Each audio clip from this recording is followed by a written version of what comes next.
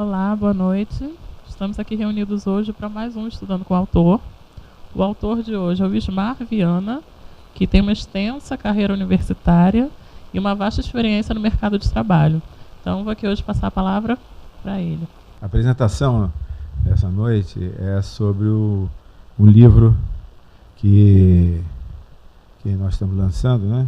Que chama Design Thinking, que é uma inovação em termos de ser uma maneira diferente de tratar de negócio e administração, usando as ferramentas do design.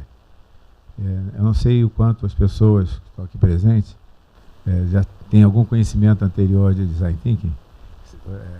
Vocês têm? Você conhece? Entendi. E você? Não conhece? Eu também não. Tá bom. E de qualquer maneira a gente está falando para um maior, né? Bem, a inovação com o Design Thinking é uma maneira de se trabalhar sistemática para gerar inovação em ambientes de empresas, de negócio. Ele surgiu como uma evolução do processo de desenho industrial, né? O desenho industrial faz produtos. A partir daí, as empresas que trabalham com desenho industrial começaram a ter que projetar experiências. Então, por exemplo, numa loja, além de você projetar o ambiente físico da loja, você projeta quais são as interações do cliente com a loja. E isso começou a levar as ideias de como se faziam projetos de produtos para projetos de serviços ou projetos de experiência. E esse tipo de projeto de experiência, né, cresceu a ponto de ser também uma ferramenta que pode ser usada para resolver problemas de negócio em geral. Hoje em dia, no exterior, e aqui no Brasil já começa também, nos cursos de MBA, de administração, as ferramentas de Design Thinking começam a ser apresentadas como uma das novas ferramentas que o profissional de administração deve ter. Esse livro que nós lançamos, ele é um livro construído a várias mãos. Eu trabalho numa firma que chama MJV, que nós fazemos consultoria para empresas, para clientes, usando o Design Thinking para gerar processos inovadores e inovar em vários aspectos do trabalho de uma empresa.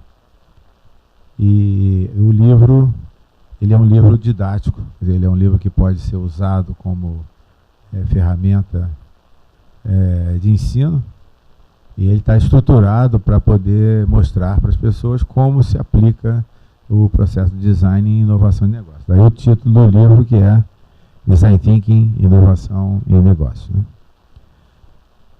Esse livro foi escrito por um conjunto de 5 pessoas, que é o nosso grupo. Nosso grupo é maior, então nós somos as pessoas mais sênior do grupo, e ele contém casos, exemplos totalmente nacionais, na verdade, totalmente desenvolvidos por nós. Ou seja, para apresentar as ferramentas, a gente apresentou o uso das ferramentas em diversas situações. Então, esse é o background. Então, nós vamos começar a falar. A ideia é que o foco do Design Thinking é gerar inovação em negócio. Inovação é uma palavra genérica, né? Inovação normalmente é visto como sendo alguma coisa que é diferente do que existia anteriormente. A inovação é certamente uma coisa que está dentro de um contexto, quer dizer, alguma coisa pode ser nova em um determinado contexto e não ser nova em outro contexto. Mas aqui, quando se fala em inovação em negócio, a gente está falando em novidades que geram negócio, ou novidades que melhoram o negócio, novidades que aumentam o negócio. Então, a inovação em negócio, ela ela é utilitária, quer dizer, não é simplesmente uma coisa nova, é nova, mas com uma finalidade para o negócio. E o design aplicado à inovação, ele vê de maneira especial o processo do design, o processo da inovação. A ideia é que o design para inovação, ele tenta balancear e trabalhar na interseção entre o problema das pessoas que vão usar a inovação, o valor para o negócio e a viabilidade da tecnologia. Então, normalmente, esse gráfico de usuário, negócio e tecnologia aparece em todas as introduções que falam sobre design de inovação. E o que ele quer dizer é que não é possível se fazer uma inovação sem levar em consideração esses três aspectos. Então, ou seja, eu tenho que fazer uma inovação em que as pessoas gostem da inovação, porque se o usuário se não existirem pessoas capazes de usar aquilo, ou um administrador, ou um funcionário, ou um cliente, você não vai ter o uso, a inovação. Por outro lado, a tecnologia define hoje em dia muito a viabilidade de se poder ter a inovação. Ou seja, às vezes as pessoas gostariam de ter, mas você não tem tecnologia para fazer isso. Não é viável. E o valor para o negócio é que você pode ter alguma coisa que é interessante para as pessoas, os usuários gostariam de ter. Existe tecnologia para isso, mas não consegue ter um modelo de negócio que seja viável para permitir com que aquela inovação seja aplicada na prática. Então, quando a gente fala em inovação usando o design thinking, né, que a gente chama de design estratégico em português, nós estamos falando em encontrar esse ponto de interseção. Então, em qualquer problema que a gente vai estar trabalhando, a gente vai estar olhando o lado de pessoas, o lado da tecnologia e o lado do negócio. A ideia é que o design thinking ele é uma metodologia. Na verdade, design thinking, a tradução literal, seria o pensamento do design. Ou seja, como é que os designers tratam dos problemas e pega isso e leva para o trabalho de inovação. Então, embora seja uma coisa genérica, o pensamento do designer, é possível se estruturar uma sequência, e isso aqui são grandes nomes. Na verdade, se você olhar os praticantes, as diversas empresas que trabalham com design estratégico de inovação, as empresas sempre têm variedades a respeito do mesmo tema, mas idealmente a sequência é essa aqui, ou seja, você parte num processo de entender as pessoas, é o que se chama imersão, entender do negócio, entender da tecnologia. É um processo de... Uma primeira etapa é a etapa de entender daqueles três aspectos. Em seguida, você parte para um processo de gerar ideias.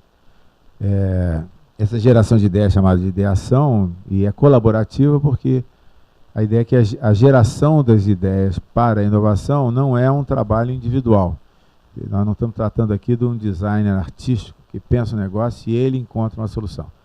A ideação colaborativa significa que sempre é necessário você ter mais de duas pessoas pensando juntos na solução que vai gerar uma inovação. Em seguida tem a fase de prototipação, que nesse caso aqui é também uma coisa especial, porque a prototipação no método Design Thinking não é uma prototipação para construir aos pedaços uma solução. Não é questão de você ver se funciona, adiciona o próximo pedaço. Não. A prototipação no Design Thinking é vista como sendo um processo de aprendizado. Ou seja, antes de você gerar alguma coisa, você entendeu, gerou as ideias e em seguida você experimenta. A prototipação é uma experimentação. O nome apropriado que os arquitetos dão para esse tipo de prototipação é o rascunho, é o draft, é o esboço. Então, a prototipação é um esboço de solução que é feita e testada. A partir dela você realimenta. Quer dizer, a prototipação, na verdade, realimenta a ideação, e esse processo aqui é um processo iterativo que vai garantir no final que a solução que se quer implementar, ela tem aqueles aspectos de viabilidade de tecnologia e valor para o negócio. Então, se a gente voltar atrás no slide anterior, o processo do Design Thinking começa com entender, fazer a imersão nas pessoas, entendimento do usuário. Em seguida, você entende também os aspectos de tecnologia e os aspectos de negócio, mas é principalmente o entendimento na imersão do usuário. Em seguida, você gera ideias, ou várias ideias, com várias pessoas sobre o que pode ser essa inovação. E na prototipação, o que você faz é que você verifica a viabilidade da implementação e verifica o valor para o negócio na prototipação. E muda. Quer dizer, verifica e muda. Ou seja, as ideias, as ideias que são geradas aqui e que vão ser prototipadas, elas não necessariamente são as inovações que vão ser implementadas. A gente costuma dizer que uma ideia que vai ser transformada numa inovação, ela é como se fosse um bebê. Quando ele nasce, ele é aquele feinho, pequenininho e tal, que vai crescer, e crescer a ideia é passar por ciclos de prototipação e ideação. Então, é costume se fazer que quando a gente gera as ideias, a gente não critica muito as ideias. A gente aceita as ideias como elas vêm geradas pelo grupo. E vamos trabalhar em experimentar a ideia, mudar, experimentar a ideia, mudar, experimentar a ideia, mudar. Todas as grandes inovações foram feitas por cima de um processo de transformação. Não sei se vocês sabem aquele site internacional, o Flickr, que é uma rede social de fotografia. Não sei se todos conhecem. O Flickr, ele é um super bem-sucedido site de rede social, fotografia. Lá tem uma quantidade enorme de fotografias das pessoas, e que é uma rede social, as pessoas podem olhar as fotografias dos outros. O Flickr, que é super bem sucedido, a primeira implementação do Flickr não foi uma rede social de fotografias, foi um jogo de RPG. Você pode imaginar uma coisa muito longe de uma rede social de fotografia como um jogo de RPG. Então, eles construíram um jogo de RPG e foram andando com o jogo RPG e descobriram que o que eles tinham de valor, na verdade, era a parte que cuidava das fotografias, e eles pararam o jogo de RPG e continuaram com o Flickr e cresceram. Ou seja, a prototipação, isso é uma experiência contínua nossa, ela surpreende continuamente a gente. A gente imagina que uma coisa é legal, foi pensado por muita gente, acha aquilo é apropriado, a gente bota para funcionar e descobre que não é. Mas a gente nunca joga no lixo, a gente simplesmente melhora, modifica, melhora. Então, quer dizer, Design Thinking é isso. Mergulhar nas pessoas, entender dos problemas que estão vistos, gerar ideias em conjunto e prototipar seguidamente. Bom, pode mudar.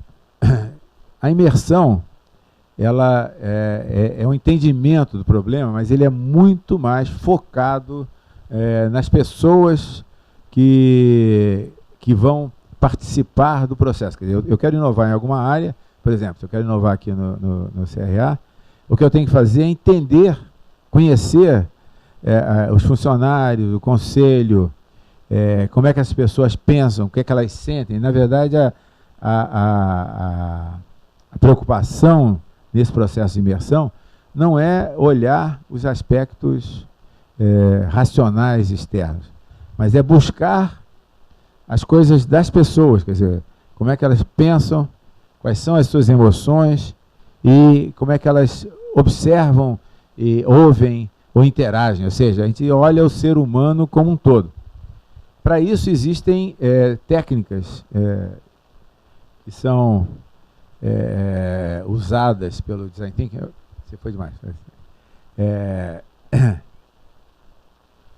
Por que focar no aspecto humano? É porque, no fundo de toda inovação, existe a demanda humana. Nada que se faça que as pessoas não queiram usar vai servir, ou vai ser útil. Então, a inovação tem que ser baseada no aspecto humano de quem usa. Tá? E por que a gente faz isso? Porque a gente quer pensar num futuro que não existe. A inovação é alguma coisa que não existe. Eu vou criar uma nova coisa. Para fazer isso, eu preciso olhar as experiências das pessoas no presente e tentar extrapolar quais seriam essas experiências no futuro. O que a gente faz? A gente vai a campo para observar as pessoas. Volta atrás que eu queria mostrar o outro já. Vai para frente. Isso. Esse aí. A observação das pessoas no presente, ela é feita através de observação direta mesmo. Em vez de a gente fazer grupo focal ou fazer questionários e tabular coisas, o que a gente faz é ir a campo observar as pessoas. Existem técnicas de observação para retirar-se daquela observação os insights, as percepções que podem vir a gerar as inovações do futuro. Essas técnicas, elas são principalmente baseadas na sociologia, né? Na antropologia social, na verdade. A antropologia social, que estuda os diversos agrupamentos humanos, as tribos, os grupos sociais na sociedade civilizada, a antropologia social, ela usa uma técnica chamada etnografia, que foi desenvolvida para poder se tentar entender uma coisa mais fluida, que é o relacionamento entre as pessoas e o que elas fazem na vida. Essas técnicas são técnicas que envolvem você observar as pessoas, você muitas vezes viver como aquela pessoa, para poder tentar entender o que não é explicitamente dito pelas pessoas, mas que, na verdade, forma a base das suas motivações, dos seus desejos, Então, entender as pessoas envolve entender alguma coisa escondida. E a etnografia permite fazer parte disso, quer dizer, a gente consegue descobrir. Então, por exemplo, a gente trabalhou com diabéticos. Então, para ver como é que o diabético se controlava sua doença, a ideia era tentar encontrar soluções para a gerência da doença do diabético. Então, a gente passou um dia na casa de um casal em que o homem era diabético, era um senhor, e a mulher dele cuidava dele o tempo todo, já tinha idade. Então, a gente foi e viveu um dia inteiro lá, foram duas pesquisadoras, enquanto uma acompanhava a mulher que cuidava do marido, mostrando como é que ela se organizava para poder ver a alimentação, o remédio dele, a maneira típica dela fazer, e uma outra ficava sentada com ele, que era diabético, já estava cego, lendo jornal e trocando ideias para tentar entender. Quer dizer, é um exercício de busca de empatia. Isso é muito interessante, inclusive é muito gostoso fazer, porque quando você está trabalhando com as pessoas, você está buscando entender a pessoa do ponto de vista dela. Ou seja, a empatia é essencial para se conseguir descobrir algumas observações que vão poder ser transformadas em trabalho. A gente também faz entrevistas, e as entrevistas elas não são entrevistas em forma de um formulário. Existe um roteiro da entrevista, mas as entrevistas são muito mais para tentar fazer com que a pessoa que está sendo entrevistada pense sobre o problema. Tem um exemplo que eu acho que é típico, é interessante. Existem em muitas casas de famílias, muita tradição de famílias, o fato de você não misturar os talheres, copos e pratos da empregada doméstica com da família. Isso é uma coisa bastante elitista, né? Mas existem muitas famílias, a gente encontra, pelo menos aqui no Brasil, minha família, família de pessoas que conhecia. E aí, se você vai perguntar a uma pessoa por que você separa os talheres e os pratos da empregada da família, as pessoas não sabem à primeira vista. Aí você pergunta, mas por quê? Não, sempre foi assim, eu acho que a minha mãe fazia assim, então eu estou continuando a fazer assim. Aí você pergunta, mas por que a sua mãe fazia assim? Na sequência, é como uma criança que pergunta um porquê, você dá uma resposta, você pergunta o porquê do porquê da resposta. A finalidade das perguntas não é saber por que ele... Não é que ele possa dizer direito, que está escondendo o porquê. A finalidade das perguntas é fazer a pessoa pensar sobre o problema. Tem um monte de coisa que você faz e nem pensa sobre aquilo. Você faz porque é tradição, viu alguém fazer, você acha que não faz mal, tal. E quando você está querendo descobrir as motivações de mudança, você precisa entender, e as pessoas que você está entrevistando são as pessoas que vão ter que te dizer o porquê que elas pensam assim, porquê que elas fazem dessa maneira. Então isso é que a gente chama de entrevista em profundidade. E sessão generativa, isso aqui são alguns exemplos. Sessão generativa é você construir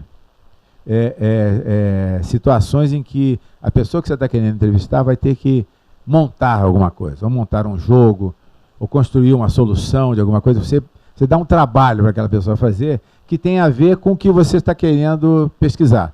Então, nesse caso aqui, a gente estava trabalhando com um negócio de utilização de celular para classe C e D, e essa senhora aqui, isso aqui foi num ambiente, acho que foi na Cinelândia, e ela tinha um trabalho que era um jogo de casar nomes com as coisas, que enquanto ela vai fazendo isso, que a gente cria uma atividade para ela. Enquanto ela está fazendo aquilo, ela é perguntada, é conversada, e ela começa a se lembrar de coisas. Quer dizer, isso é, de uma certa maneira, uma espécie assim de isca, né, para poder tirar de dentro da pessoa as suas observações. Isso aqui são exemplos de alguns tipos. O livro, ele menciona esses e outros métodos usados em imersão. Nós temos um site que chama-se livrodesignThinking.com.br. Nesse site nós temos vídeos, que eu vou mostrar alguns aqui depois para vocês, que mostram algumas dessas técnicas em funcionamento, ou explicam as técnicas em forma de vídeo. Vamos para o próximo. O outro problema que a gente tem é transformar o que a gente observou em soluções que sejam inovadoras. A gente precisa fazer primeiro uma análise daquilo que a gente observou. Então, é comum, se você vai fazer, sei lá, faz 20, 30, 40 pesquisas em campo, que você ganha uma quantidade muito grande de insights. A prática normal é que você anota um cartão de insight para cada coisa que você observou e acha que é de uma certa maneira, você anota num cartão de insight. Então, você precisa organizar isso. Então, tipicamente é isso. Você, depois de, sei lá, 2, 3 semanas de pesquisa de campo, você fica com uma quantidade enorme de observações e insights que foram obtidos pelas pessoas em campo. E aí, então, existem técnicas que são chamadas de análise, em que você tenta juntar esses dados em alguma representação, normalmente visual, tá? E que permita você olhar e classificar, se agrupar os insights, verificar se eles são conflitantes ou não, se existem coerência entre eles. Tá? Então, uma das técnicas chamada de mapa de conceito, outra técnica chamada de blueprint, que o blueprint é interessante, que normalmente você faz uma representação, tipo uma planilha de Excel, onde você tem as linhas, são os diversos níveis de profundidade em que você interage. Então, é semelhante a você mostrar alguma coisa de teatro. Então, você tem as pessoas que preparam o cenário, tem aqueles que atuam na iluminação, depois tem os artistas, depois do lado de fora do palco você tem os espectadores, depois mais lá adiante você tem a bilheteira, ou seja, você tem níveis de profundidade. Então, quando você está trabalhando com serviço, é muito apropriado que você coloca esses diversos níveis e nas colunas você coloca os momentos de interação. Então, por exemplo, quando você chega no teatro, você faz interação com o nível mais externo, que é com a bilheteira. Quando você entra, por exemplo, você faz interação, sei lá, com a pessoa que mostra o lugar para você sentar. Ou seja, existem níveis de interação e momentos em que essas interações são feitas. Então, por exemplo, se eu pego um conjunto de insights, construo uma matriz que me daria isso e vou lá tentando colocar os insights nos diversos níveis. Então, eu tenho um insight de que a bilheteira, quando chega na hora que acaba está começando o teatro, ela quer ir embora para casa, sei lá. Você faz observações que são associadas àqueles níveis nas diversas etapas. Depois que a gente faz essa análise, a gente leva essas informações estruturadas para o trabalho de ideação colaborativa, que eu mencionei que a gente faz em conjunto. E por que fazer mais de uma pessoa para gerar as ideias? É porque é uma coisa já bem definida aí pela psicologia, que você gera melhor ideias se você trabalha em conjunto. Provavelmente você já deve ter tido essa experiência, né? E quanto mais agradável a interação, mais novas ideias, né? Você só consegue gerar novas ideias se você está num ambiente, por exemplo, você está num ambiente agradável, com amigos, você está na praia, você está se divertindo. Então, o nosso cérebro, quando a gente está muito preocupado com alguma coisa, é como se a gente fechasse a nossa visão e só conseguimos não conseguimos ver as coisas em volta, nem gerar novas coisas. Para gerar inovação, você precisa juntar pessoas e transformar o processo num processo alegre, processo divertido. É interessante que todas as reuniões que a gente faz de geração de ideias com conjunto de clientes, necessariamente as pessoas ficam muito alegres, muito felizes. Tipicamente, você bota as pessoas para começar a discutir de um problema, a gente constrói muita coisa visual, tem muitos cartazes, pecinhas para as pessoas mexerem, existe muita... tornar lúdico, e a gente sabe que o negócio engatou, que as pessoas começaram a compartilhar ideias quando você começa a ouvir risos. Quando as pessoas começam a brincar, a rir sobre o negócio, você descobre que elas entraram no ritmo. Quer dizer, só gera ideias boas, só gera inovação se você tem um ambiente apropriado para isso. Não adianta você mandar o cara voltar. Vai lá para casa e pensa e vem com uma nova coisa, o cara não vai sair. Então, isso é parte da dinâmica. Esse trabalho de cocriação, que a gente chama de transformando oportunidades em soluções, ele envolve o workshop, como eu mencionei, mas a gente pode fazer, além de workshops, a gente pode fazer, quer dizer, workshops são atividades, por exemplo, aqui estão trabalhando com classificações, nomes, votar com cores diferentes. Você pode fazer reuniões colaborativas, onde vocês estão discutindo que coisas vão ser feitas em colaboração, né? Cada um tem uma etapa, uma coisa separada a fazer. A gente pode fazer essas reuniões colaborativas com clientes, com usuários, por exemplo. A gente trabalhou com fazer mudanças na especificação do software de caixa eletrônica para um banco. Então, a gente fez vários workshops com clientes de banco, com pessoas de idades diferentes, experiências diferentes, e juntas elas geraram sugestões. Entendeu? Então, é como se a gente estivesse capturando as sugestões, elas são apresentadas aos insights que a gente teve, e elas trazem outros insights e geram novas sugestões. E o brainstorming, que é uma coisa, provavelmente a coisa mais conhecida, né? Que é um processo de você fazer, gerar uma quantidade muito grande de ideias num pouco espaço de tempo. Então, o brainstorming é feito da maneira que as pessoas, diante das informações que a gente teve, elas são chamadas a gerar soluções. Mas eles chamam de brainstorming, quer dizer, tempestade de cérebro, né? Porque é para ser uma tempestade. Você exige que as pessoas consigam produzir muitas ideias em pouco tempo. Para isso, as pessoas não podem criticar as ideias, nem suas, nem dos outros, se não dá tempo. Então, normalmente, você limita no tempo. Tem 2 minutos para gerar as ideias. Aí depois temos 3, 4 minutos para as pessoas darem as informações de botar num quadro, né? Então, ou seja, o processo é um processo que tem que ser feito com muita rapidez e muitas pessoas, inclusive, se sentem meio mal, porque acham que estão sendo forçadas a dizer alguma coisa que não pensaram direito. Mas a finalidade do brainstorm é isso, é tirar da cabeça das pessoas as ideias que não foram bem pensadas. Porque quando a pessoa pensa mais um pouquinho, a pessoa critica. A gente tem um pedaço aqui no cérebro que que quando atua ele critica e manda parar. Não, isso não é bom, isso não é... Né? E a ideia do brainstorm é que aquilo tudo deve sair para que coletivamente a gente possa construir o resultado. E aí entra a parte da prototipação. Aí está colocado, por que testar as soluções? E eu mencionei que o objetivo do teste das soluções é a evolução das ideias, é a transformação das ideias. Quer dizer, na ideação você gera as ideias, na prototipação você evolui as ideias, fazendo mudança. Então a gente tem experiência de ter feito prototipações em que as prototipações também elas podem ser de 2 níveis. Não sei se... Passa o próximo.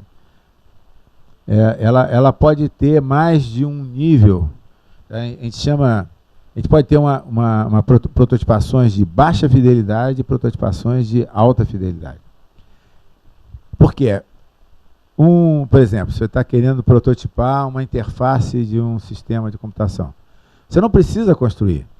Você pode desenhar em cartolina ou em papel a tela e desenha várias telas e chama as pessoas para testar. Mostra a primeira tela, a pessoa bota o dedo no papel ali naquela, aí você tira aquela, bota a outra para onde você vai, ou seja, você pode simular. O pessoal chama isso muitas vezes de mágico de Oz. Aquela história que tinha um cara que ficava escondido. Não sei se vocês viram o filme, já leram o livro, que o Mágico de Oz é uma história, né, história infantil, que tem uma pessoa que fica escondida fazendo coisas que os outros externamente não sabem que é uma pessoa que está lá dentro fazendo. Então, isso é prototipação de baixa fidelidade, em que você é como se testasse uma ideia análoga, ou testasse uma ideia fingindo. Por exemplo, a gente testou com as pessoas usando o celular para mandar por celular a solicitação de... a ideia é o seguinte, é trabalhar com pessoas de classe C para verificar como é que elas tinham a experiência de viajar de avião. Então a gente foi experimentar a possibilidade de fazer um sistema que a pessoa mandasse um torpedo, dizendo que ela quer ir do Rio para Sergipe, para Aracaju, daqui a 10 dias, não sei da data, e aí mandar por short message, que ela não, teoricamente ela não precisaria usar a internet, nada disso, e receber de volta uma mensagem dizendo, olha, a Gol tem um voo, portanto, tal. Então, essa era uma ideia gerada. E aí a gente não queria, quer dizer, a gente não tinha tempo de construir um sistema para fazer isso. Então a gente foi para a rua e fomos propor às pessoas, vocês querem experimentar isso? As pessoas pegavam o celular e mandavam uma mensagem para um número. Esse número, na verdade, era o número de uma pessoa que estava dentro da MJV que recebia aquela mensagem. Entrava na internet, fazia consulta na internet, pegava o resultado e digitava o resultado de volta. Ou seja, a gente estava fingindo que tinha um sistema por trás. A gente podia fazer isso porque era com 1, 2, 3 pessoas, mas isso permitiu verificar se a pessoa que estava testando, se ela gostava ou não gostava, se aquilo era útil ou se não era útil. Ou seja, a gente podia testar a ideia por cima de uma experimentação muito rápida. Então, a vantagem da prototipação de baixa fidelidade é que a gente consegue fazer muito rapidamente experimentações. E somente quando aquilo é promissor é que você passa a construir um protótipo mais desenvolvido e, eventualmente, você pode até construir alguma coisa de alta fidelidade. É um processo sequencial. A gente tem coisas do tipo, essa aqui é uma simulação contextual, a gente estava fazendo um concurso entre os funcionários da firma, em várias salas e tal, para as pessoas tentarem reduzir o peso em conjunto. Cada sala pesava todo dia, a somatória dos pesos das pessoas todo dia era medido, e a ideia é que algumas salas competiam para ver quem que conseguia, no prazo de uma semana, reduzir mais o peso. Então, isso é uma gincana, que era uma das ideias de um projeto que a gente tinha, fazer uma gincana desse tipo. A gente foi experimentar dentro da nossa firma. Isso aqui é um exemplo em que a gente construiu o que corresponderia a uma representação pictórica de uma corrida, em que cada corredor desse aqui é uma sala, e cada etapa ele andava mais do que os outros, e a gente representava visualmente o que eles estavam fazendo. Então, isso aqui é uma prototipação dentro do contexto e envolvendo as diversas pessoas nessa interação. Esse outro aqui a gente estava fazendo simulação de cenário. Isso aqui era um caixa eletrônico. O caixa eletrônico, isso aqui a gente fez com um banco, tinha funcionários do banco, inclusive diretores, estavam juntos, e eles geraram ideias de como ia mudar o caixa eletrônico, que funcionalidades novas poderiam ter o caixa eletrônico. Mas eles não listaram, não apresentaram o PowerPoint, eles fizeram uma representação. Isso aqui é um teatro. Representação de como é que se funcionaria. Então, uma das pessoas ficou dentro de uma cartolina que parecia a frente de um caixa eletrônico, e as pessoas interagiam, dizendo o que estavam fazendo e ele respondendo. Ou seja, a funcionalidade do caixa eletrônico estava sendo prototipada, sendo vista pelos outros para ser criticada, sem que se construísse nada. Então, prototipação é validar soluções num contexto, e pode ser desde baixa fidelidade até alta fidelidade. O livro, quer dizer, que é o livro que a gente está apresentando, ele tem uma lista grande de métodos. A gente tem os métodos que são utilizados, que aqui eu dei uma varrida rapidamente. Depois a gente vai dar um livro para cada um dos que vieram aqui hoje. Mas você tem também no site, o livro Design Thinking com BR, você pode baixar o livro gratuitamente, desde que você baixa o livro pagando com um tweet, que você tem que dar um tweet dizendo que você está baixando o livro, e aí o site permite que você faça baixar o livro. Então, não só vocês levam o livro, mas pedem para os seus amigos fazerem baixando. A gente já tem quase 40 mil versões do livro pela internet que foram baixadas dessa maneira. E dentro dele a gente tem os diversos métodos que estão estruturados para poder vocês, quiserem conhecer mais, podem ler aí dentro. Aqui tem uma observação que é a tirada da introdução do livro, que fala o objetivo principal é esse aqui. Nós estamos usando o Design Thinking, nós abordamos problemas tradicionais de negócios, mas com as perspectivas que vocês viram que isso aqui que a gente faz não tem nada a ver com o processo de consultoria ou de mudança de negócio diretamente. Porque inovação não vai poder ser feita, a gente usa muito uma frase dizendo o seguinte: você nunca pode inovar usando o mesmo vocabulário ou a mesma maneira de pensar com que você criou o problema. Porque você tem um problema, tem uma situação que você quer mudar, você tem que usar coisas diferentes para mudar. Porque se você for usar o mesmo padrão com que você trabalhou, você não vai conseguir mudar, porque você vai repetir. Quer dizer, tem aquele negócio, eu acho que é o Einstein que tem essa frase que diz que por que cargas d'água você acha que se você fizer a mesma coisa hoje, você vai obter um resultado diferente do que você fez ontem? Não vai. Quer dizer, se a gente repetir as mesmas ideias, a mesma maneira de fazer, você não vai encontrar inovação. Então, o Design Thinking aborda os problemas tradicionais de negócio sobre múltiplas perspectivas. E uma coisa importante no Design Thinking é que ele envolve profissionais de diversas disciplinas. Então, especificamente, nós temos profissionais de administração, de jornalismo, psicologia, de design, de TI, de publicidade.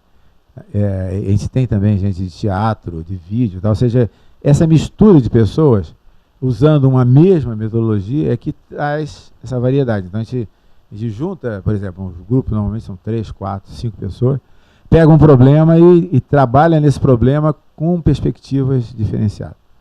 Então, por exemplo, a gente está atualmente fazendo para uma cadeia de lojas de varejo, como é que eles poderiam fazer lojas especiais para esporte. Então, nesse grupo eu tenho pessoal de design, tenho arquiteto, tenho publicitário, tem pessoal de TI trabalhando juntos em olhar o problema de como é que você constrói uma loja de esportes que seja diferente, seja uma loja conceito, que atrai as pessoas.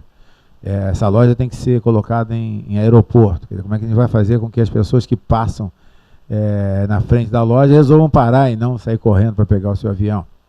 Então, os problemas que a gente trabalha não são problemas de fazer as contas, de ver que é mais barato, o que é mais caro, como é que eu consigo reduzir o meu tempo, reduzir o meu custo. Os problemas são muito mais complexos, são problemas de atração de pessoas, de resolver problemas de pessoas, de encontrar maneiras diferenciadas de apresentar o seu trabalho.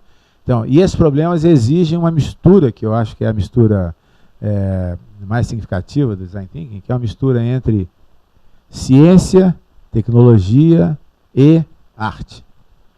É interessante isso, porque até hoje a gente nunca imaginou que arte, né, por que um poeta ou um artista de teatro pode contribuir para você melhorar o desempenho da sua editora, o desempenho da sua empresa. No entanto, o Design Thinking permite que você junte essas diversas perspectivas e elas juntas consigam trazer soluções. Bem, era isso. Eu queria apresentar os vídeos, só quero apresentar pelo menos 1 ou 2 vídeos aí, para vocês verem o que tem no site, vocês vão poder acessar no site também. E enquanto você está botando o vídeo, eu queria aproveitar, agradecer aí a vocês que estiveram aqui presentes. E muito obrigado pela atenção de vocês, tá bom? Obrigado.